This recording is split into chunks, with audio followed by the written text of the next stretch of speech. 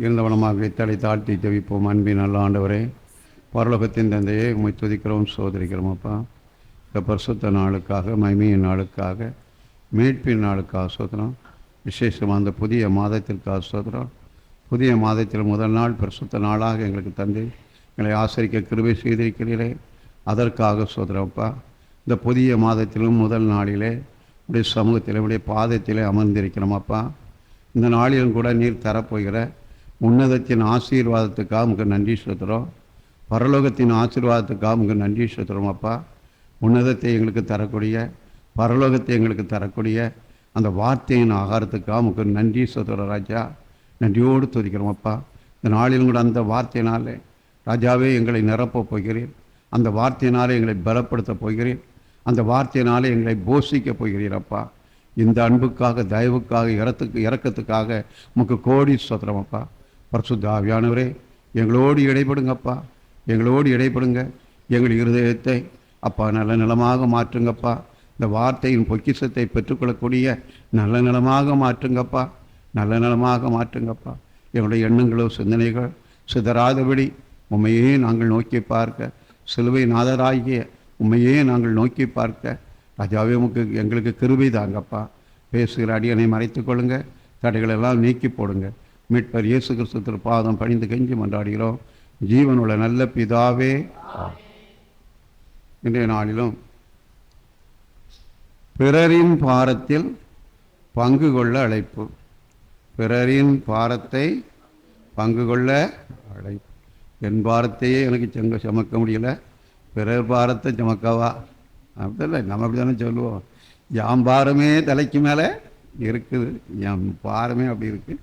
இதுக்கு வேற பிறர் பாரத்தையும் நான் என்ன செய்யணுமா? நடக்கிற காரியமா இது நடக்கு? அப்படியே நமக்கு மனம் பேசும், மனம் என்ன செய்யும்? பேசும். ஆனால் இங்கே நமக்கு கொடுக்கப்பட்ட பிரதான காரியமே அதுதான். பிரதான காரியமே அதுதான். பிறரின் பாரத்தில் பங்கு கொள்ளாவிட்டால் பரலோக ராஜ்யம் இல்லை. அது நினைச்சுக்கணும், லேசான வார்த்தை இல்லை அது. பிறரின் பாரத்தில் பங்கு கொள்ளாவிட்டால் பரலோக ராஜ்யம். ஏன்னா வலது பக்கத்தில் இருக்கிறவங்களை பார்த்து அதான் சொல்கிறாரு. பசியாக இருந்தேன், ஆகாரம் தந்தீங்க, வஸ்திரம் இல்லாமல் இருந்தேன், தந்தீங்க, வியாதியாக இருந்தேன், விசாரிக்க வந்தீங்க, அப்படி சொல்கிறார். அதனால் நன்மை செய்தவர்களே, பிறரின் பாரத்தை சுமந்தவர்களே பரலோக ராஜ்யத்துக்கு வா. இடது பக்கத்தில் இருக்கிறவங்கள பார்த்தீங்கன்னா, நீ பிறரின் பாரத்தில் பங்கும் பெறலை, ஒன்றும் செய்யலை, ஐஸ்வர்யான மாதிரி எங்கே போ? ஐஸ்வர்யவான் லாசர் கதை தெரியும்ல, ஒரு நேரம் ஆகாரம் கூட அவனுக்கு என்ன செய்யலை, அது மாதிரி நரகத்துக்கு போச்சு. அதான் பிறரின் பாரத்தில் பங்கு கொள்ள அழைப்பு என்பது இது முக்கியமானது. ஒவ்வொரு கிறிஸ்தவ வாழ்க்கையிலும் ஒவ்வொரு கிறிஸ்தவனும் செய்யக்கூடிய நற்காரியம். இது இல்லாவிட்டால் பரலோக ராஜ்யம் இல்லை. இது இங்கே நாம் பார்க்கும்பொழுது வேதாகமும் முழுவதுமே இந்த கொள்கையைத்தான் சொல்லுகிறது. வேதாகமும் முழுவதுமே இந்த கொள்கையைத்தான் நினைச்சுகிறது, சொல்கிறது. கடவுளின் இந்த கொள்கை எங்கிருந்து புறப்படுகிறது என்றால் கடவுளுடைய இருதயத்திலிருந்து ஆரம்பமாகிறது. இந்த இருதயம் எங்கிருந்தது? அந்த பிறரின் பாரத்தை சுமக்கக்கூடிய இந்த காரியம் எங்கிருந்து ஆரம்பமாகிறது? கடவுளின் இருதயத்திலிருந்து. நாம் மனிதன் கடவுளின் சாயலாக படைக்கப்பட்டிருக்கிறோம். அப்போ கடவுளின் இருதயத்தில் இருந்து பிறரின் பாரத்தை அங்கே பங்கு கொள்ள அழைப்பு கடவுளுடைய இருதயத்திலே இருக்குது, இறைவனுடைய இருதயத்திலேயே இருக்கிறது. நாம் கடவுளின் சாயலாக படைக்கப்பட்டிருக்கிறோம். அப்போ நம்முடைய இருதயத்திலும் எந்த எண்ணம் தான் இருக்கணும்? அந்த எண்ணம். அப்போ அந்த எண்ணம் இல்லைன்னா கடவுளின் சாயலை இறந்து விட்டோம், கடவுளின் சாயலை இழந்து விட்டோம். அப்படிதானே? கடவுளின் சாயல் அதுதான், கடவுளுடைய விருப்பமே அதுதான், கடவுளுடைய இருதயமே அப்படிதான் இருக்கிறது. எனவே தேவன் தாமே மனிதரின் துயரத்தில் பங்கு கொள்கிறார். முதலாவது அவர் பங்கு. அன்பு செலுத்தின்னு சொன்னால் வெறுமனையே அன்பு செலுத்த அவர் சொல்லவில்லை. தான் முதலாவது நம்மிடத்தில் அன்பு கூர்ந்து அதற்கு பின்பு தான் அன்பு செலுத்துங்களே என்ன செய்கிறார்? தாம் தம்முடைய ஒரே குமாரனை தந்தரளி இவ்வளவாக தந்துக்கிட்டு தான் என்ன சொல்றாரு? நீ தான் அன்பா இரு சொல்றாரு. நல்லா கவனிக்கணும். அந்த அன்புக்கு ஈடு இணை ஒன்றுமே இல்லை. குமாரனை தந்தார், அப்படி ஜீவனை கொடுத்தார். அந்த அன்பை தேவன் முதலாவது நமக்கு என்ன செய்தாரு? தந்துட்டு தான் நீ அன்பு செலுத்துங்க. கவனிக்கணும். அதே போல இங்கும் தேவனுடைய இருதயமே எந்த இருதயத்தான் இருக்குது? பிறரின் பாரத்தில் பங்கு கொள்ள வேண்டும் என்று அந்த இருதயம் தான் அவர்கிட்ட இருக்குது. அந்த இருதயத்தை இந்த நாட்களிலும் கூட நாமுக்கும் தந்திருக்கிறார். நாமும் அந்த சிந்தை உள்ளவர்களாக, அந்த இருதயம் உள்ளவர்களாக என்ன செய்ய வேண்டும்? வாழ வேண்டும். அதை பற்றி பரிசுத்தவான்கள் பிறரின் பாவங்களை சுமந்தார்கள். அவரை பின்பற்றித்தான் பரிசுத்தவான்கள் பிறரின் துன்பத்தை நினைத்தார்கள், சுமந்தார்கள். இங்கே வாசிக்கிட்ட 2ஆம் பாகத்தில் படிக்கிறோம். அங்கே 4 பேர் தெருவில் சுத்தமாக தான் தெரியுது. 4 பேர் தெருவில் சுத்தமாக தான் தெரியுது. ஆனாலும் அவங்களும் ஒரு பரிசுத்தவான்கள் தான். அவங்களும் ஏன் பிறரின் பாரம். அங்கே ஒருத்தர் நினைச்சு நடக்க முடியாமல் நினைச்சுக்கிறான் இருக்கிறான். இயேசு கிறிஸ்து பக்கத்து ஊருக்கு நினைச்சிருக்கிறாரு, வந்திருக்கிறாரு. 4 பேரும் என்ன செய்யறான்? தூக்கி கொண்டுட்டு போறான். பிறரின் பாரம். எப்படி அது எவ்வளவு காரியம் நாங்கள் பார்க்கிறோம். 4 பேர் வந்து அவனை தூக்கி அவனுக்கு ஒரு கட்டிலையோ இடத்தையோ கொண்டு வந்து அதை கெட்டி அடிக்கிறாங்க, தூக்கிட்டு போறாங்க. லேசான காரியம் அல்ல. இதைத்தான் தேவன் நம் ஒவ்வொருவரிடமும் என்ன செய்கிறார்? எதிர் பார்க்கிறோம். இங்கே தேவன் முதலாவது எப்படி அன்பு கூர்ந்தார் என்று நாம் பார்க்கிறோம். யாத்திராகமம் 3ஆம் அதிகாரம் 1வது வசனம். மோசே மீதியான் தேசத்து ஆசாரியனாய் இருந்த தன் மாமனாகிய எத்திரோவின் ஆடுகளை மேய்த்து வந்தான். அவன் ஆடுகளை வனாந்தரத்தின் பின்புறத்திலே ஓட்டி தேவ பர்வதமாகிய ஓரேப் மட்டும் வந்தான். அவன் ஆடு மேய்த்து கொண்டு இருக்கிறான். எங்கே இருந்தவன்? மோசே இதற்கு முன்பாக எங்கே இருந்தவன்? பார்வோன் அரண்மனையிலே ராஜகுமாரனாக இருந்தவன். அவன் குமாரத்திக்கு மகனாக இருந்தவன். இப்பொழுது எங்க இருக்கிறான்? மீதியான் தேசத்தில் ஒரு ஆசாரியனுடைய மகளை கட்டினா. அதனால அவன் வீட்டில் என்ன வேலை செய்துட்டு இருக்கிறான்? ஆடு மேய்க்க போட்டாச்சு. ராஜகுமாரனை கொண்டு எங்க கொண்டு போட்டாச்சு. அங்க ஆடு மேய்த்து கொண்டு இருக்கிறான். அப்பொழுது அவன் வனாந்தரத்தில் அப்படியே வரும்பொழுது ஓரேப் என்ற ஒரு மலை பக்கத்தில் என்ன செய்யறான்? வாரம். அங்க வரும்போது அங்க என்ன நடக்குது? முட்செடியின் நடுவில் உள்ள அக்னி ஜுவாலையிலே அங்கே கர்த்தர் அவனுக்கு என்ன செய்யறார்? தரிசனம் வர. முட்செடி ஒன்று இருக்குது, பற்றி எரியுது. அந்த நடுவில் இருந்து ஒரு சத்தம் என்ன செய்யுது? அந்த நடுவில். ஆனா முட்செடி கருகவில்லை, இலையோ ஏதோ ஒன்றும் கருகவில்லை. அதிசயம், அற்புதம் பார்க்கிறோம். அங்கே அவன் பார்க்கணும். நீ பக்கத்தில் நினைச்சான், நெருங்குறார். அப்போ கர்த்தர் அவனோடு நினைச்சார், பேசுகிறார். மோசே நீ நிற்கிற இடம் பரிசுத்தமான இடம், உன் பாதரட்சையை கழட்டி போடு. என்ன பேசினார் பார்க்கிறோம். தேவனுடைய இருதயத்தில் என்ன சிந்தை உண்டு? பிறரின் பாரத்தில் அந்த இருதயத்தை தான் நமக்கு தந்திருக்கிறார். ஆனா அது நம்மகிட்ட இல்லை. சாத்தான் படிச்சுட்டு போயிட்டான். பார்ப்போம். இங்கே பார்க்கிறோம் 3ஆம் அதிகாரம் 7வது வசனம். அப்பொழுது கர்த்தர் எகிப்தில் இருக்கிற என் ஜனத்தின் உபத்திரவத்தை நான் பார்த்து ஆலோட்டிகள் நிமித்தம் அவர்கள் இடுகிற கூக்குரலை கேட்டேன். அவர்கள் படுகிற வேதனைகளையும் அறிந்திருக்கிறேன். நீ வா, அவங்கள நிச்சயம். அவர்கள் ஆலோட்டிகள் எகிப்தில் என் ஜனங்களை ஆலோட்டிகள் கடுமையான வேதனை நினைச்சுக்கிறான், படுத்துகிறான். அது நமக்கு தெரிந்தது தான், போயிருக்கிறான். அதனால் அவங்க கண்ணீரை கண்டேன். ஆலோற்றிகள் அவர்கள் துன்பப்படுத்துவதையும் நான் கண்டேன். நீ வரணும், நீ வந்து அவர்களை என்ன செய்து கொண்டு வா, மீட்டு கொண்டு வா என்று மோசேயை அழைக்கிறார். தேவன் மனிதன் மீது, மனிதனுடைய துன்பத்தில் அவர் அக்கறை கொண்டவர். அங்கே இஸ்ரவேல் மக்கள் எகிப்திலே படக்கூடிய துயரத்தை கண்டு அந்த துயரத்திலிருந்து, அந்த கண்ணீரிலிருந்து, வேதனையிலிருந்து விடுதலையை கொடுக்கும்படியாக மோசேயை என்ன செய்தார்? மோசேயை அழைத்தார். அந்த சம்பவம் தெரியலாம், போக மாட்டேன். அப்படிலாம் நிறைய காரியம் இருக்குது. ஆனாலும் மோசேயை அழைத்து கொண்டு போய் மோசே, ஆரோன் என்பவர்கள் பார்வோனுக்கு முன்பாக போய் ஜனங்களை விடுதலை செய்யும்படி அவர்கள் 10 வாதைகளை அனுப்பி பல காரியங்கள் நடந்து அந்த இஸ்ரேல் மக்களை எந்த அடிமைத்தலையிலிருந்து, எகிப்தின் அடிமை வாழ்விலிருந்து, ஆலோட்டுகளின் கஷ்டத்திலிருந்து, நெருக்கடியிலிருந்து அவர்களை மீட்டு கொண்டு அப்படி என்றால் இங்கே நாம் பார்க்கிறோம். நாம் தேவனுடைய இருதயம் என்பது மனு மக்கள் மீது இரக்கம் கொண்டது. அதான் தேவன் ஒரே குமாரனை நமக்காக என்ன செய்தார்? தந்தார் என்று பார்க்க. இதை விட மேலான அன்பு இல்லைன்னு பார்க்கிறோம். இங்கேயும் அங்கே எகிப்தின் அடிமைத்தனத்தில் இருந்த மக்களை மீட்பதற்காக அவர் அங்கே அவர் தன்னுடைய அங்கே பார்க்கிற கருணையுள்ள தேவன், கருணையுள்ள தேவன் மனித துன்பத்தின் அக்கறை கொள்கிறார் என்பதை இது என்ன செய்கிறது, காட்டுகிறது. கருணை உள்ள தேவன். எனவே மோசையின் மூலமாக எகிப்திலே அடிமை வாழ்விலிருந்து அங்கே பாரம் சுமந்த அந்த பாரத்தில் இருந்து அவர்களை என்ன செய்தார், விடுதலை செய்து கொண்டு அடுத்தபடியாக அந்த விடுதலை செய்து கொண்டு வந்த அந்த நேரத்திலும் அங்கே நாம் பார்க்கிறோம், அங்கே மோசே எங்கே சென்று விட்டார், மலைக்கு சென்று விட்டார். மலைக்கு போனவர் என்ன செய்யலை, கீழே வரவே செய்யலை. 40 நாள் ஆயிடுச்சு. அங்கே யாத்திராகமும் 32ஆம் அதிகாரத்தில் அங்கே வருகிறது பாருங்கள். அங்கே யாத்திராகமும் 32ஆம் அதிகாரம். அங்கே ஆரோன் இங்கே இருக்கிறார். மோசே மலைக்கு போயிட்டார். ஜனங்கள் எல்லாரும் ஆரோனிடம் என்ன செய்தார்கள், முறுமுறுத்தார்கள்.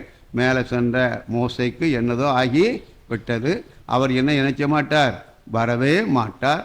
நீ எங்களுக்காக முன் செல்லக்கூடிய ஒரு தேவனை, வானத்தையும் பூமியும் அண்ட சராசரங்களை படைத்த தேவனை மறந்து விட்டார்கள். ஆபிரகாம், ஈசாக்கு, யாக்கோபு தேவனை மறந்து விட்டார்கள். எகிப்தின் அடிமை வாழ்விலிருந்து பிரித்து எடுத்து கொண்டு வந்த தேவனை மறந்து விட்டார்கள். செங்கடலை 2ஆக பிளந்து கொண்டு வந்த தேவனை என்ன செய்து விட்டார்கள், மறந்து விட்டார்கள். கண்மலையில் இருந்து ஊற்றுகளை புறப்பட பண்ணினவரை மறந்து விட்டார்கள். வானத்தின் அப்பத்தினால் மன்னாவை போஷித்தவரை மறந்து விட்டார்கள். இறைச்சியை கொடுத்தவரை என்ன செய்து விட்டார்கள், மறந்து விட்டார்கள். அது எங்களுக்கு தெய்வம் இல்லை. என்னதோ ஆயிட்டு மோசையோடு அவரும் போயிட்டாரு. மோசை கூட அந்த தெய்வம் நினைச்சிட்டாரு, போயிட்டார். மோசை இருந்தார், மோசை கூட இருந்தார். இப்போ மோசையே காணும். மோசை கூட அந்த தெய்வம் நினச்சிக்கிட்டாரு, போயிட்டார். இப்போ நீ எங்களுக்கு ஒரு தெய்வத்தை உண்டு பண்ணு, எங்களுக்கு ஒரு தெய்வத்தை உண்டு பண்ணி, அப்படி உண்டு பண்ணி பண்டிகையை கொண்டாடுறாங்க. யாருக்கு பண்டிகையை, கன்றுக்குட்டிக்கா? அங்கே பார்க்குறேன், அவங்க எப்படி கொண்டா, கர்த்தருக்குன்னு கொண்டாடுறாங்களாம். பண்டிகை யாருக்குன்னு கொண்டாடினாங்களாம், கர்த்தருக்கென்று கொண்டாடுறாங்களாம். இந்த நேரத்தில் தான் யார், மோசே மேலேருந்து கீழே இறங்கி வர. மோசைக்கிட்ட கர்த்தர் சொல்கிறாரு, நீ அழைத்து கொண்டு வந்த மனிதன் அங்கே பாரத்தில் இருந்தும் கண்ணீர் இருந்தும் வேதனையில் இருந்தும் ஆளோட்டுகளின் கொடுமையில் இருந்தும் நான் மீட்டு கொண்டு வந்த ஜனங்கள் என்ன செய்கிறாங்கங்கிறத நீ என்ன செய்யி, போய் கொஞ்சம் பாரு, என்ன செய்யி. அவனுக்கு தெரிஞ்சு போச்சு. அங்கே இறங்கும் போது பார்த்தேன், அங்கே பார்த்தான் மோசைக்கு இப்போ என்ன செய்து வந்தது, கடும் கோபம் அந்த பார்க்கிறோம். அங்கே யாத்திராகம் 32ஆம் அதிகாரம் 10வது வசனம், என் கோபம் இவர்கள் மேல் மூளாமலும் நான் இவர்களை அழித்து நீ அழித்து போடவும் நீ என்னை விட்டுவிடு. இந்த சம்பவத்தில் தான் அங்கே ஒரு சம்பவம் நடக்குது, நல்லா கவனிக்கணும். இங்கே தேவன் இஸ்ரேல் மக்கள் மீது என்ன செய்தார், கோபம் கொண்டார். கோபம் கொண்ட உடனே இங்கே அதுக்கு முன்னால் மோசையை கோபம், அது வேற இருக்கட்டும். ஆனால் மோசையோட பேசுகிறார், இனி இந்த ஜனங்கள் எனக்கு வேண்டாம். எவ்வளவோ அற்புதத்தை செய்தாச்சு, எவ்வளவோ செய்தாச்சு, ஆனாலும் உணர்வு இல்லாமல் இருக்கிறாங்க. உணர்வு இல்லாமல் வெங்கள் வணங்கா கழுத்து உள்ளவர்கள், உணர்வே கிடையாது. அதனால இந்த ஜனங்கள் எனக்கு என்ன செய்யணும், வேண்டாம், எல்லாரையும் அழித்து போட போறேன். ஆனா ஒண்ணு நான் என்ன செய்வேன், பெரிய ஜாதியா, எவ்வளவு பெரிய ஆசீர்வாதம். கவனிக்க, இது லேசான ஆசீர்வாதம் இல்ல. அவங்களெல்லாம் என்ன செய்ய போறேன், கம்ப்ளீட் பண்ண போறேன். நான் ஒன்னு ஒரு பெரிய ஜாதி ஆக்குவேன். சரின்னு சொல்லிட்டு முடியாதுன்னு, சரின்னு சொல்லிட்டு இந்த மோசே அந்த ஜனங்களுடைய பாரத்தெல்லாம் சுமந்து நான் ஒருவனாக அவனை பெற்றேன். சிலங்களை தேவன்கிட்டே சண்டை போடுவான், நான் ஒருவனாயா உங்களெல்லாம் பெற்றேன், இந்த பாடுபட வேண்டியிருக்க, அவங்க பாரத்தெல்லாம் என் தலையில கொண்டு வச்சுட்டீர, என் தலையில கொண்டு வச்சுட்டேன்னு சொல்றான். இப்போ சொல்றாரு, தேவன் சொன்னார் எல்லாத்தையும் அழிச்சு போட்டுருவோம். அப்போ அழிச்சு போட்டுருவோம். உடனே நான் என்ன செய்ய போறேன், பெரிய. அப்பொழுது மோசே தேவனிடத்தில் நினைச்சான், ஒரு நண்பர்கள் போல தான் பேசுறான். ஐயா, இவங்களை எங்கிருந்து நீர் கூட்டிட்டு வந்தீரு, எகிப்திலிருந்து எங்கெல்லாமோ கொண்டு வந்து கடலை பிளந்து அதை பறந்து மண்ணா போசத்து கொண்டுட்டு வந்துட்டீர. இப்போ நீர் அடிச்ச அழிச்சு போடேன்னு சொல்கிறேன். கடவுளுக்கும் இவங்கள்டையும் பேச வேண்டியிருக்கு, கடவுளையும் அழிச்சு வேண்டியிருக்கு. ஏன்னா இவனை சோதிக்கிறதுக்கு தான். யாரை சோதிக்கத்தான், மோசையை பெரிய ஜாதியாக்குறோன்னா ரைட் வா, அவன் என்ன சொல்கிறான்னு பார்க்கணும் தான். அவன் சொல்கிறான், பேசுகிறான், ஐயா வனாந்தரத்தில் இப்போ அழிக்க போகிறேன்னு சொல்கிறீரே, எகிப்தில் இருக்கிறவன் என்ன சொல்லுவான்? எகிப்தில் இருக்கிறவன் என்ன சொல்லுவான்? எதிரி என்ன சொல்லுவான்? ஓஹோ, இவங்களை வனாந்தரத்தை கொண்டுட்டு போய் அங்கே கொல்றது தான் கொண்டுட்டு போயிருக்காரு, கொல்றது தான். அப்போ உமக்கு என்ன பேர் வரும்? கெட்ட பேரு. பேசுறான், வேண்டாம் ஐயா, நீர் அழித்து போட வேண்டான்ட்டு திறப்பின் வாசலில் நிற்கிறான். இஸ்ரவேல் மக்களுக்காக, அவருடைய பிள்ளைகளை பாதுகாக்க, அவர்கள் அக்கிரமத்தை நீர் நினைச்ச வேண்டாம், நிமித்தமாக அவர்களை அழித்து போட வேண்டாம், என்னையும் பெரிய ஜாதி ஆக்க வேண்டாம் என்று சொல்லி அந்த ஜனங்களுடைய பாரத்தை யார் ஒருவனாக சுமந்து கொண்டு நிற்கிறான்? மோசே. அதே போலதான் தேவகுமாரனும் இந்த உலகத்தின் பாவத்தை சுமந்து தீர்ப்பதற்காக இந்த உலகத்துக்குள் என்ன செய்தார்? இந்த மோசேயை எப்படி இஸ்ரவேல் ஜனங்களுக்காக திறப்பின் வாசலில் நின்று தேவனோடு பேசினானோ, அதே போல இன்றும் நம்முடைய கர்த்தராகிய இயேசு கிறிஸ்து பிதாவினிடத்திலே நமக்காக பரிந்து பேசி கொண்டிருக்கிறார். நாமும் அக்கிரமம் செய்கிறோம், பாவம் செய்கிறோம், ஒரு நிமிஷத்தில் அழிந்து போவோம். ஆனாலும் இம்மட்டும் அழியாமல் இருக்கிறோம், இம்மட்டும் அழியாமல் இருக்கிறோம். ஏன்? அவருடைய கிருபை. அவர் நமக்காக பிதாவுடைய சமூகத்திலே இந்த மோசையை போல இயேசு கிறிஸ்து பரிசுத்த ஆவியானவர் தேவனுடைய சமூகத்திலே நமக்காக என்ன செய்து கொண்டிருக்கிறார்? பரிந்து பேசி கொண்டிருக்கிறார். நாம் அந்த இஸ்ரவேல் மக்களைப் போல இப்பவும் வணங்கா கழுத்துள்ளவர்களாக வாழ்கிறோமோ? உணர்வு இல்லாமல் வாழ்கிறோமோ? ஒரு விஷயம் சிந்திக்க வேண்டும். பிரசங்கம் அந்த பிரசங்கம் அல்ல, நமக்காகத்தான். நான் எப்படி வாழ்ந்து கொண்டிருக்கிறேன்? அந்த வணங்கா கழுத்துள்ளவர்களை போல் தான் வாழ்கிறோமா? உணர்வு இல்லாதவர்களாக தான் வாழ்கிறோமா? நாட்களிலும் கூட பிறருடைய பாரம், மற்றவருடைய பாரத்துக்காக மோசே என்ன செய்தான்? நின்றான் என்று பார்க்கிறோம். இன்னும் பார்க்கும் பொழுது யோபுவின் புஸ்தகம் 3ஆம் அதிகாரத்திலிருந்து 2ஆம் அதிகாரம், யோபுவின் புஸ்தகம் 2ஆம் அதிகாரம் 11வது வசனத்தில் வாசிப்போம். யோபுடைய 3 சிநேகிதராகிய தேமானியனாகிய எலிப்பாசும், சூகியனான பில்தாத்தும், நாகமாத்தியனான சோப்பாரும். கவனிக்கிறோம், யோபுக்கு பெரிய தீமை ஏற்பட்டு விட்டது. யோபுக்கு பெரிய தீமை ஏற்பட்டு விட்டது. அப்படிதானே? என்ன தீமை ஏற்பட்டது? லேசான தீமையா? 10 பிள்ளைகளும் எழுந்து போனாங்க, 3000 ஆடுகள் போச்சு, எல்லாம் போச்சு, இறந்து போச்சு, எல்லாம் செத்து போச்சு. அப்படித்தானே? இப்போ யோபு என்னாச்சு?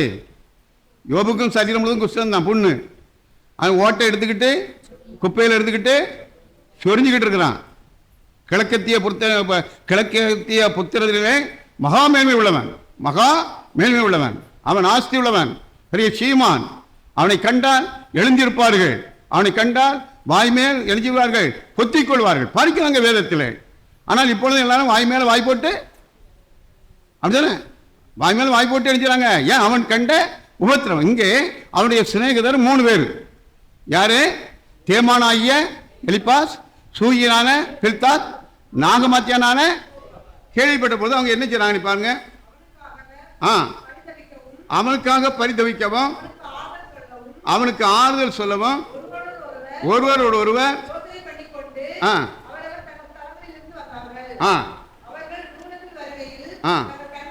தங்கள் கண்களை ஏறெடுத்து பார்த்த போது அவனை குரு தெரியாமல் சத்தமிட்டு அழுது, அவரவர் தங்கள் சால்வையை கிழித்து வானத்தை பார்த்து தங்கள் தலைமேல் புழுதியை தூற்றிக்கொண்டு. யார் வாரா?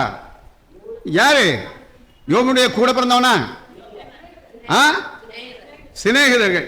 இங்கே வாசிக்கிட்ட சங்கீதம் 42ஆம் சங்கீதம், எல்லா இன்றைய வாசிக்கிட்ட பாகம் முழுதுமே இதுதான் இருக்குது. வாசிக்கிட்ட சங்கீதம் 42, 41, 40, அப்படிதானே? 41ல் 6வது வசனத்தை வாசிங்க. ஆனா 5வது வசனத்தை வாசிங்க. அவன் எப்பொழுது சாவான், அவன் பேர் எப்பொழுது அழியும் என்று என் சத்துருக்கள் எனக்கு விரோதமாக சொல்கிறார்கள். ஒருவனுக்கு தீரா வியாதி வந்தாச்சுன்னா அவனுக்கு வந்தது சரிதாம்மா அப்படிதான் சொல்லுவான். நம்மகிட்ட வந்து உனக்கு இப்படி வரணுமாக்கும், ஐயா உனக்கு இப்படி வரணுமாக்கும், நீ என்ன காரியம் செய்திருக்கா, எல்லாம் நன்மை செய்திருக்கா, ஆனால் உள்ளுக்குள்ள வந்தது செய்தான். எப்போ சாவான்? எப்போ வியாதம் சொல்லுது, நான் என் வாயிலிருந்து சொல்லலை. அவன் எப்பொழுது சாவான், அவன் பேர் எப்பொழுது அழியும் என்று என் சத்துருக்கள் எனக்கு விரோதமாக ஒருவன் என்னை பார்க்க வந்தார் வஞ்சனையாக பேசுறான். உள்ளத்துக்குள்ள ஒண்ணு வச்சிருக்கிறான், உதட்டுல ஒண்ணு நினைச்சது பேசுகிறான்.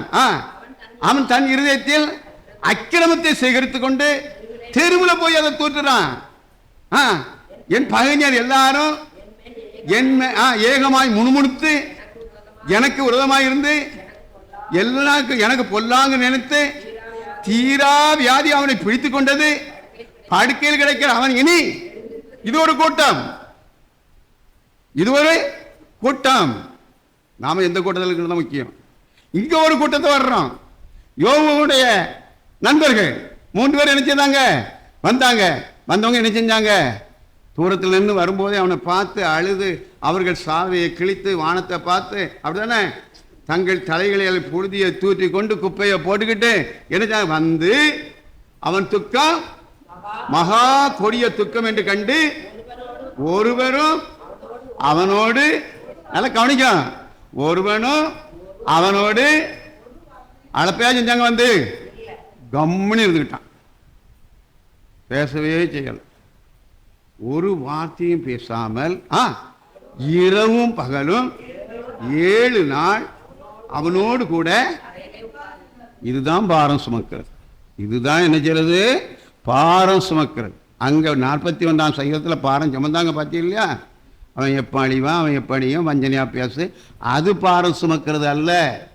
இதுதான் ஒருவருக்கு ஏற்பட்ட துன்பம் வேதனைகளிலே நாம் என்ன செய்ய வேண்டும்? அவர்களோடு இருந்து என்ன செய்ய வேண்டும்? அழுகிறவர்களுடனே அழுங்கள். அங்கே சொல்லுது, வேதம் சொல்லுது. பவுல் அப்போஸ்தலன் எழுதுகிறார், என்ன செய்யறாங்க? அழுகிறவருடனே அழுங்கள் என்று சொல்லுகிறார். இங்கே பார்க்கிறோம், அதுதான் பாரத்தை என்ன செய்கிறது? சுமக்கிறது. நாட்களிலும் கூட யோபினுடைய. ஆனால் இங்கே அந்த பாரத்தை சுமக்கிறதுக்கு இன்னொன்று பார்ப்போமே. அதே யோபினுடைய அந்த 2ஆம் அதிகாரம் 9வது வசனத்தில் பாருங்க. அப்பொழுது அவன் மனைவி அவனை பார்த்து, நீர் இன்னும் உம்முடைய உத்தமத்தில் உறுதியா நிற்கிறீரோ, தேவனை யார் சொன்னா? மனைவி புருஷனை பார்த்து சொல்றா, என் மனுஷா உனக்கு வந்திருக்கிற வியாதியை பார்த்தா பரவாயில்ல, அது பக்கத்துலேயும் வர முடியாது, உன்னை கெட்டவும் முடியாது, மருந்து வைக்கவும் முடியாது. இந்த நாட்கள் அப்படிதான் இருக்கும். ஒரு வீட்டுக்குள்ளே போகிறதா இருந்தால் அங்கே முதல்ல பெண் மேசு பார்த்துருவான். அப்படியா அந்த வீட்டில் யாரெல்லாம் இருக்கா? இப்படி இருக்காங்க. மாமியார் இருக்கு. இப்போ பார்க்கன்னா நிறைய பிள்ளைகள் சொல்கிறான், மாமியார் இல்லாத வீட, வயதானவங்க இல்லாத வீட மாப்பிள்ளை பார்க்கும்போது வயதானவங்க வந்தாச்சுன்னா அங்கே போய் பாரம் இருக்கு, அங்கே போய் அடிச்சுது. அந்த வீட்டுக்குள்ள எனக்கு என்ன செய்ய வேண்டாம்? மாப்பிள்ளை மாமியார் இருந்தாலும் வேண்டாம், மாமியார் இருந்தாலும் எப்படி தான் வாழ போறீங்க? பிறரின் பாரத்தில் பங்கு கொடு. இங்கே பார்க்கிறோம், இந்த அம்மா இந்த யோபினுடைய மனைவி, எப்போ அந்த மனுஷனை பாடு பார்க்க முடியுமா? இந்த மனுஷனை பாடு பார்க்க இவன் பாரத்தை நான் சுமக்க முடியுமா? 10 பிள்ளை பெத்தவா. எத்தனை பிள்ளை பெத்தவா? ஆமாம் ஆமாம், 1 2 இல்லை. எத்தனை பிள்ளை பெத்தவா? 10 பிள்ளை பெத்தவா. நிறைய ஆடு மாடு ஜீவன் எல்லாம் பெரிய ஐஸ்வர்யவானா இருந்தவா. அவ எப்படி இருந்திருப்பா? அவ நாமளே எப்படி இருக்கும்போது அவ எப்படி இருந்திருப்பான்னு பார்க்கணும். அந்த நாட்களில் எப்படி இருந்திருப்பா? இப்போ புதுசாக சொல்றா, இவனை பாடு பார்க்க முடியுமா? இவனை பாடு பார்க்க முடியுமா? செத்து ஒளியா, செத்து பாரம். நம்மளும் யோசிக்கணும். நம்ம வீட்டில் ஒரு பெரிய ஆட்கள் இருந்தால், மாமியார் இருந்தால், நம்ம வீட்டில் யாராவது ஒருத்தர் கைவிடப்பட்டவங்க இருந்தால், அவங்க பாரத்தை நம்ம என்ன செய்யறோமா? ஏன் இன்னைக்கு கேட்குறோமா? அதனால கவனிக்கணும், நாம் எப்படி வாழ்ந்து கொண்டு இருக்கிறோம். யோகு மனைவியை போல வாழ்கிறோமோ? யோகு மனைவியை போல வாழ்ந்து கொண்டு இருக்கிறோமோ? இந்த நாட்களில் கூட ஒரு பாரத்தை ஒருவரை நிச்சய வேண்டும் சுமக்க. அந்த நாட்களின் பழைய காரியங்கள் இயேசு, அதான் வேதாகம் முழுவதுமே பிறர் பாரத்தை சுமப்பதை குறித்தான் சொல்லப்பட்டிருக்கிறது. இயேசுவின் வார்த்தை மத்தேயு என்பவரது சுவிசேஷம் 11ஆம் அதிகாரம் 28வது வசனம். மத்தேயு 11:28 பாராம தெரியுமா? வருத்தப்பட்டு பாரம் சுமக்கிறவர்களே நீங்கள் எல்லாரும் என்னிடத்தில் வாருங்கள், நான் உங்களுக்கு இளைப்பாறுதல் தருவேன். எது சொல்றாரு?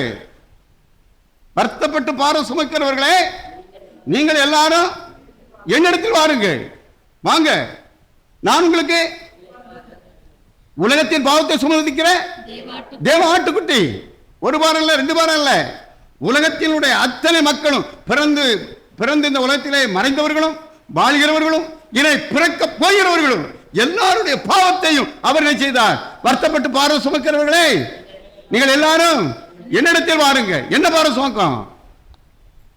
இங்க கண்ணீர் வியாதி இல்ல, நம்ம என்ன பாரம் சுமக்கும்? பாவம் என்ற பாரம். பாவம் என்ற பாவத்தின் சம்பளம், பாவத்தின் சுமக்கம் மரணத்தையும் கவனிக்கணும். மனுக்குளம் இந்த 2 சுமந்துக்கிட்டு தான் இருக்குது. பாவத்தின் சம்பளம் மரணம். ஒவ்வொருவரும் பாவத்தையும் சுமக்கும் மரணத்தையும். பாவத்தோட போயிட்டு இருக்கிறோம். ஒரு நாள் மரணம், ஒரு நாள் என்ன செய்யுது? அவங்களை பார்த்து தான் இயேசு சொன்னார், வருத்தப்பட்டு பாரம் சுமக்கிறவர்கள். கூலி வேலை செய்யறவங்க இல்ல, தலையில மூளை வச்சுக்கிட்டு போறவன கூடல, மூளை வச்சுக்கிட்டு போறவன கூடல. நல்லா கவனிக்கணும். பாரம், பாவ பாரம், வருத்தப்பட்டு பாரம் சுமக்கிறவர்களை நீங்கள் எல்லாரும் நான் உங்களுக்கு. இதைத்தான் 1 பேதுருவின் புஸ்தகம் 2ஆம் அதிகாரம் 24வது வசனம்.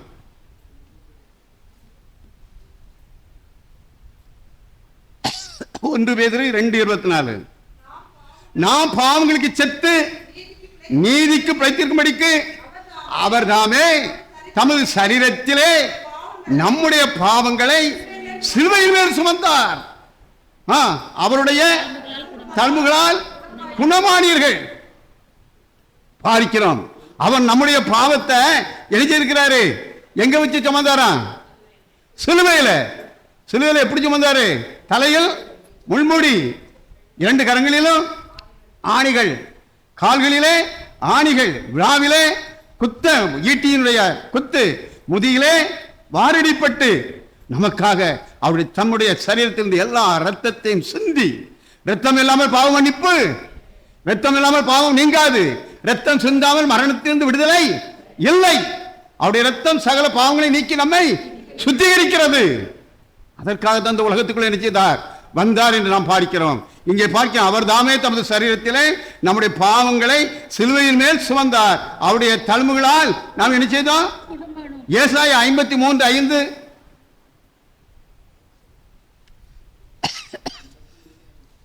ஏசாயா 53:5. நம்முடைய மீறுகள் நிமித்தம் அவர் காயப்பட்டு நம்முடைய அக்கிரமங்கள் நிமித்தம் அவர் நொறுக்கப்பட்டார். பாடம் பார்க்கிறோம். அங்கே யோபுடைய பாரம் எல்லாத்தையும் பார்த்துட்டு வந்தான். இப்ப இயேசு கிறிஸ்து அந்த உலகத்தையும் சர்வத்தையும் படைத்த தேவாதி தேவன் மனிதருடைய பாரத்தை எப்படி சுமந்தார்? அவர் தாமே நம்முடைய அக்கிரமங்கள் நிமித்தம் அவர் காயப்பட்டு, பாவங்கள் நிமித்தம் அவர், அவனுடைய அக்கிரமங்கள் நிமித்தம் அவர் நொறுக்கப்பட்டார். நமக்கு சமாதானத்தை உண்டு பண்ணும் ஆக்கினை அவர் மேல் வந்தது. அவருடைய தழும்புகளால் குணமானோம். பாடுகள் அவர் ஏற்றுக்கொண்டார். நமக்காக அவர் என்ன செய்தார்? நொறுக்கப்பட்டார். நமக்காக அவர் காயப்பட்டார் என்று நாம் பார்க்கிறோம். இந்த நாட்களிலும் கூட அவருடைய ஊழியக்காரரும் கூட அதற்காக என்ன செய்தார்கள்? பாடுபட்டு கொண்டுதான் இருக்கிறார்கள். அவருடைய ஊழியக்காரர்கள் பரிசுத்தவான்கள் சீசர்கள் 12 பேர் இருந்தார்கள். 12 பேர்ல ஒருத்தன் ஆண்டு கொண்டு என்ன செய்தான்? செத்தான். 11 பேர் இல்லை. யோவானுக்கு மட்டும்தான் நார்மல் மரணம். மற்றவங்க எல்லாம் என்ன செய்தாங்க? இரத்த சாட்சியா தான் செய்தாங்க, மறித்தார்கள். இரத்த சாட்சியா தான் மற்றவர்களுக்காக, திருச்சபைக்காக, ரட்சிக்கப்படுகிறவர்களுக்காக ஒவ்வொரு சீசர்களும் ஒவ்வொரு இடத்திலே என்ன செய்திருக்கிறார்கள்? தோமா எங்க வந்து இருந்தார்? அவருடைய ரத்தம் எங்கே சிந்தப்பட்டது? சென்னையிலே சிந்தப்பட்டது. சென்னையில் என்ன செய்தது? சிந்தப்பட்டது. ஒவ்வொரு சீசர்களும் இரத்த சாட்சிகளாக என்ன செய்தார்கள்? பாரம் மனுக்குலம் மீட்கப்பட வேண்டும். மனுக்குள்ள என்ன செய்ய வேண்டும்? மீட்கப்பட வேண்டும். இயேசுவின் இரத்தத்தினாலே கழுவப்பட வேண்டும். இந்த பாரத்தில் வருத்தப்பட்டு பாரம் சுமைக்கிறவர்களே, நீங்கள் எல்லாரும் என்னிடத்தில் வாருங்கள் என்று இயேசு அழைத்தாரே, அந்த வார்த்தையின் நிமித்தமாக உலகமெங்கும் போய் சர்வ சிருஷ்டிக்கும் அதை சுவிசேஷத்தை நிச்சயதார்கள், அறிவித்தார்கள். சர்வ சிருஷ்டிக்கும் அறிவிக்கும் பொழுது அவர்கள் முடிவு எப்படி இருந்தது? தலைவெட்டி பேதுருவை எப்படி கொண்டாங்க? தலைகீழா? பேதுருவை தலைகீழ கொண்டாங்களா கொள்ளையிலையா? தலைகீழ தான் கட்டி கொண்டாங்க, அப்படித்தானே? பேதுருடைய வாழ்க்கை என்ன நாம் பார்க்கும்போது,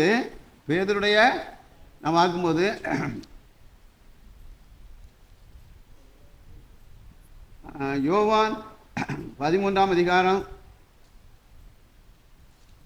38வது வசனம். இயேசு அவனுக்கு பிரயத்தனமாக, எனக்காக உன் ஜீவனை கொடுப்பாயோ? சேவல் கூறுறதுக்கு முன்னே நீ என்னை 3 தரம் அதுக்கு முன்னால சொல்றான். இயேசு கிறிஸ்து தன்னுடைய மரணத்தை குறித்து சொல்லும்போது, உம்மை கூட நான் நிச்சயமே செத்துருவேன்மா, அப்படித்தானே? 37வது வசனத்தில் சொல்லுவான். 37வது வசனத்தில் என்ன இருக்கு?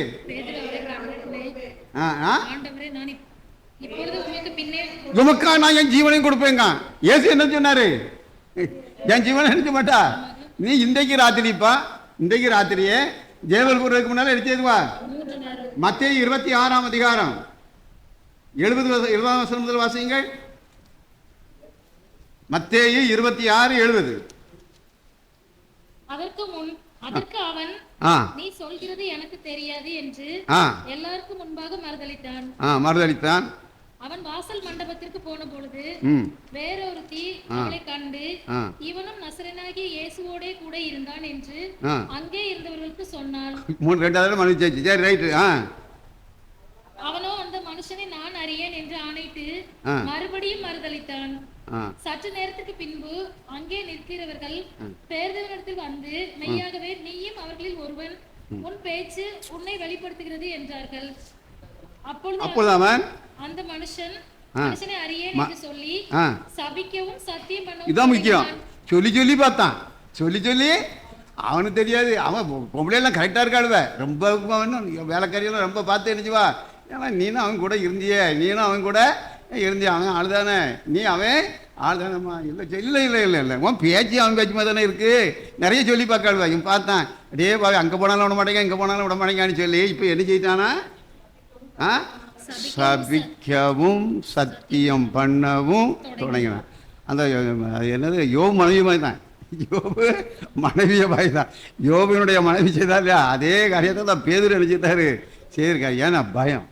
அவர் பாடு அனுபவிக்கிறதுக்கு போகிறாரு, இவனுக்கு பயம். அதே பேதுரு தான் சிலுவை மரத்தில் தலைகளாக அவனை பிடிச்சு கொண்டு வரதுக்கு ரொம்ப பாடுபட்டார். பேதுருவை பிடிச்சிட்டு வர்றதுக்கு இங்கே மறுதளிச்சது மட்டுமல்ல, இயேசு கிறிஸ்து மறித்து அவர் சாப்டர் முடிஞ்சு போச்சுன்னு சொல்லி இவன் பழையபடி எதுக்கு போயிட்டான்? மீன் பிடிக்க போயிட்டான். இவனை கூப்பிட்டது எதுக்கு விட்டாரு? அக்கா கூப்பிட்டாரு. நிறைய மீனை பிடிச்சி கொண்டு கொட்டுவார், அப்படி தானே? அவருக்கு பாதத்தில் போய் விழுவான். ஐயா, பாதத்தில் போய் விழுந்துவான். நீர் தேவன், நீர் அங்கே நாங்களும் உங்கள் கூட இருக்கிறதுக்கு தகுதியே இல்லை, தயவு செய்து எங்களை விட்டு அடிச்சிடும். அதுக்காக நான் உன்னை கூப்பிட்டேன். இது முதல் நீ மனுஷனை பிடிக்கிறவனா மாற்றேன்னு தான் கொண்டு வந்தாரு. இங்கே மறுதளிச்சுட்டு கிடக்கான். இங்கே அடிச்சிடா மறுதளிக்கிறான். இயேசு மரித்து உயிர்த்தெழுந்த பின்பு இனி நம்ம வேலையை நம்ம பார்க்க, அவர் வேலையை அவர் அடிச்சிட்டாரு, பார்க்க போயிட்டாருன்னு சொல்லி மீன் பிடிக்க போயிட்டான். அங்கே மீன் பிடிக்க போனா மீன் கிடைச்சிச்சா? இல்ல. கரையில் நிற்கிறாரு இயேசு கிறிஸ்து. கரையில் நிற்கிறாரு. வா அங்க வா அப்படின்னு நினைச்சாரு, நிற்கிறாரு. எல்லாரும் வந்தான். அங்க கூட 4-5 பேர் போயிட்டான். 4-5 பேர் என்ன சீசர்களும் வாரான். வெத்தும் படகா வாரான். வெறும் படகா? இவர் கேட்டாரு, என்னதாச்சும் சாப்பிட்றதுக்கு இருக்காப்பா? ஏதாவது மீன்பாடு உண்டா? மீன்பாடு என்னதாவது கிடைச்சிச்சா? திங்கிறதுக்கு ஏதாவது இருக்கா? என்ன சொன்னானுவேன்? 2 சாப்பிட்டு கையை போட்டு ஒன்றும் இல்லை, ஒன்றும் இல்லை அப்படி சொன்னாலும் சொல்லலையா? அப்போ இயேசு என்ன சொன்னாரு? உடஞ்சோம் வலது முன்னால என்ன சொன்னாரு? முதல்ல ஆழத்தில் கொண்டு போய் நினைச்சிங்க போடுங்க. ஆழத்தில் கொண்டுட்டு போங்க. சுவிசேஷம் அதில் ரொம்ப அர்த்தம் இருக்குது. ஆழத்தில் கொண்டு போங்கன்னா உலகம் முழுவதும் என்ன செய்யணும்? சுவிசேஷம் அறிக்கை போடணும். இப்போ நீ என்ன செய்யுங்க? வலது பக்கத்தில் என்ன செய்யி? போட்ட உடனே மீன் இவ்வளோ நேரம் கடற்கரை முழுதும் சுற்றி தான் வராங்க. இவ்வளோ நேரம் கடற்கரை முழுதும் சுற்றிக்கிட்டு தான் ஒரு மீன் அங்கே கிடைக்கல. மீன் கடை தான் ஏசுகிறது இங்கே இருக்காரு. மீன் அவனா ஒரு பார்க்க இங்கே வந்துட்டு, மீன் அவரா பார்க்கறதுக்கு கடற்கரைக்கு அடிச்சிட்டு மீன் அங்கங்கே கிடைக்கும். மீன் அங்கங்கே கிடைக்கும். இவனும் படகு போட்டு போட்டுப்பாங்க, வலையை போட்டு போட்டுப்பாங்க, ஒன்றுமே இங்கே வலது பக்கத்தில் போட்டுப்பாங்காரு. போட்ட உடனே நினைச்சது மீன் நினச்சிக்கிட்டு உன அவர் இயேசு நான் பார்க்குறோம், கஷ்டப்பட்டு தான். அப்போ தான் அவர்கிட்ட பேசுகிறாரு, சீமோனின் குமாரனாகிய சீமோனே, நீ என்னிடத்தில் அன்பாய் நீர் அறிவீரையா, நான் மட்டும் அன்பா இருக்கிறதா அறிவீரையா. திரும்பவும் கேட்கிறாரு, நீ என்னிடத்தில் அறிவாக நீர் தான் அறிவீர, நீர் தான் அறிவீர. 3 தடவை கேட்ட. அப்படின்னா நீ என் ஆடுகளை மீன் எல்லாம் பிடிக்க போகாத, என் ஆடுகளை. அதற்கு பின்புதான் அவன் உரம், அவனுடைய தைரியம். அதுக்கு வந்து உங்கள்கிட்ட மறுதளித்தான், எல்லார்ட்டையும் மறுதளித்தான். அதுக்கு பின்புதான் பரிசுத்த ஆவியினுடைய கிருபை, பரிசுத்த ஆவியினுடைய வல்லமை அவன் மீது இறங்கியது. ஒரே பிரசங்கத்தில் 3000 பேர் நினைச்சே தான் ரட்சிக்கப்பட்டான். மீன் முட்டிச்சா முடியலையா, முடிச்சு பார்க்கிறோம். அடுத்த நாள் பிரசங்கம் பண்ணுறான், 5000 பேர். எத்தனை பேர்? 5000 பேர். இந்த நாட்களில் ரோமா இந்த வத்திகனில் ஒரு சர்ச் இருக்குது. முதல்ல அப்போஸ்தலன் யார் தான்? பேதுரு தான். அவன் அங்கே தான் அவருடைய கல்லறையும் அங்கே தான் நிச்சயது இருக்குது. அதில் தான் பெரிய போப்பாண்டவர் இருக்கிறார்ல, அது அங்கே தான் இருக்கார். அவர் அங்கே தான் நிற்கிறாரு இருக்கிறார். போப்பாண்டவர் தான் ஹெட்டு. இன்றைக்கு நாம் அதுலேருந்து ப்ராட்டஸ்டன்ட் தானே பிரிஞ்சு வந்தவங்க தானே பார்க்கிறோம். இந்த நாட்களிலும் கூட நாம் பார்க்கிறோம், அவனை அழைத்தார். பாருங்க, பாடு அனுபவிப்பாங்க. இந்த நாளிலும் பாடு கட்டு, ஒருவேளை உலக பிரகாரமான ஒரு அவனுடைய கல்லறை கட்டி ஒரு பெரிய ஆலயத்தை கட்டி அங்கே வச்சிருக்கலாம். நம்ம என்ன செய்ய போகிறாரு? பரலோகத்தின் பொக்கிஷங்களாக நம்ம என்ன செய்திருக்கிறார்? அழைத்திருக்கிறார். நாம் என்ன வேண்டும்? பிறருக்கான பாரத்தை என்ன செய்ய வேண்டும்? சுமக்க வேண்டும். உங்களை பார்க்கிறோம். ரோமர் 12ஆம் அதிகாரம் 13ஆம் வசனம் முதல் வாசிப்போம். ரோமர் 12ஆம் அதிகாரம் 13 முதல் வாசிப்போம். அவர்களுக்கு உதவி செய்யுங்கள், அந்நியரை உபசரிக்க நாடுங்கள், உங்களை துன்பப்படுத்துவர்களை ஆசீர்வதியுங்கள், ஆசீர்வதிக்க வேண்டியதை அன்றி சபியாதிருங்கள், சந்தோஷப்படுகிறவர்களுடனே சந்தோஷப்படுங்கள், அழுகிறவர்களுடனே அழுங்கள். இங்கே பிறருடைய பாரத்தை சுமப்பதற்கு ரோமா புரியாருக்கு யார் எழுதுறார்? பரிசுத்த பவுல் அப்போஸ்தலர் எழுதுறாரு, எழுதுறார். என்னத்தை எப்படிலாம் நீங்க பாரத்தை சுமக்கணுமா? பரிசுத்தவான்களுடைய குறைவில அவர்களுக்கு உதவி செய்யுங்கள். பரிசுத்தவான்களுடைய குறைவில அவங்களுக்கு உதவி செய்யுங்க. அந்நியரை உபசரியுங்கள், உங்களை துன்பப்படுத்துகிறவர்களுக்கு ஆசீர்வதிங்கள், ஆசீர்வதிக்க வேண்டியதை அன்றி சபியாதிருங்கள், சந்தோஷப்படுகிறவுடனே சந்தோஷப்படுங்கள், அழுகிறவுடனே அழுங்கள். இதுதான் பாரம். இதை தான் பாரத்தை என்ன செய்யறது? ஆதி திருச்சபையில் என்ன செய்தாங்க தெரியுமா? எப்படி பாரத்தை சுமந்தாங்க? ஆதி அப்போஸ்தலர் 4ஆம் அதிகாரம் 34 35வது வசனம். 4 34 35. நிலங்களையும் வீடுகளையும் உடையவர்கள் அவைகளை விற்று விற்கப்பட்டவர்களின் கிரயத்தை கொண்டு வந்து அப்போஸ்தலருடைய பாதத்தில் வைத்தார்கள். அவன் அவனுக்கு தேவையானதுக்கு தக்கதாக பகிர்ந்து கொடுக்கப்பட்டது. அவர்களில் ஒருவனுக்கும் ஒன்றும் குறைவாக இருந்ததில்லை. பார்க்கலாம், எல்லாத்தையும் வித்துட்டு இயேசுடைய அப்போஸ்தலருடைய பாதத்தை கொண்டு நினைச்சிட்டாங்க.